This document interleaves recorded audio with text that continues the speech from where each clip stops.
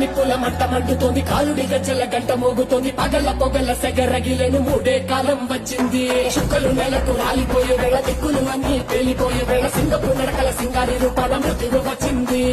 మనే తన కళ్ళు చూసి సూర్యుడే చిన్నబోగ, రేగే వేగం చూసి సెలయే అదిరిపోగ, తుకలే కోసి కోసి మెత్తుటేళ్లు పాలిస్తుంది. లోకాలని భయం తోటి పనికిపోగా గాలిలాగా వచ్చరా